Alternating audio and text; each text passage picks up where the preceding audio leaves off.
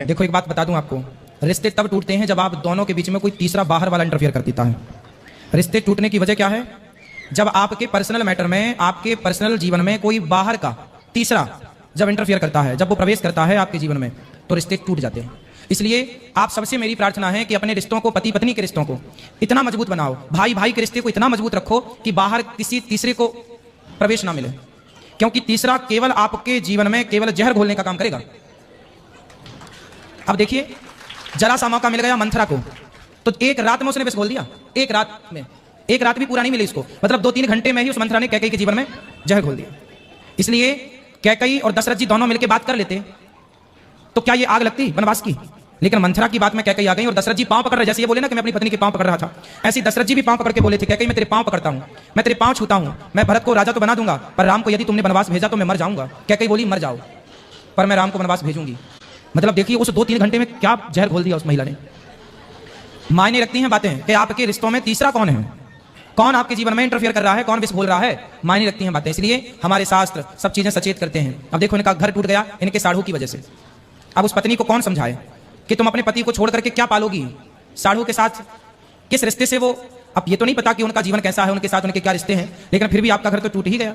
इसलिए मैं आपसे बस बार बार यही कहूंगा कि आप अपनी पत्नी से बात करने की कोशिश कीजिए, किसी और से बात करने से कोई फायदा नहीं। पत्नी से बात, बाकी लोग तो चाहते ही हैं कि आपका घर ना बसे, और वो कामयाब भी होगा इस बात पर। जी, पत्नी से मिलने के लिए अभी भी मैं जाऊंगा, उसका पैर तक छूंगा। मैं चाहता हूं कि परिवार ना टूटे, बच्चा का लाइफ खराब हो जाएगा इसमें। उसका सारू, हमारा जो सारू है वो जमीन और संपत्ति का लोभ देता है कि आधा संपत्ति और पैसा आधा तो पेमेंट। आपके पास कोई संपत्ति नहीं है, कोई काम धाम नहीं था? संपत्ति वगैरह सब है सर, लेकिन अभी जब वो अपने घर में रह रही है तो उसका सारू बोल रहा है, जीजा बोला लड़की का कि मैं संपत्ति पैसा दिला दूंगा और वहीं रहे अपने मम्मी पापा के साथ और खुद अपने टाइम पास कर रहा है। वो टाइम पास कर रहा है मतलब अपने चक्कर में लगा है। मतलब आपकी पत्नी का आपके साड़ू से चक्कर है? जी जी, आप ये कहना चाहते हैं? जी, हमारा बात वो सुनती नहीं, ना बात करती है। वो 12 बजे रात में भी तो फिर आपकी जो पत्नी की बड़ी बहन है वो कुछ नहीं बोलती, वो सुनती, किसी का नहीं सुनता है। वो ना अपने पापा का सुनता है ना अपनी पत्नी का सुनता है। तो वो आप उनसे बात करो कि भाई तुम्हारा पति हमारी पत्नी के चक्कर में क्यों है?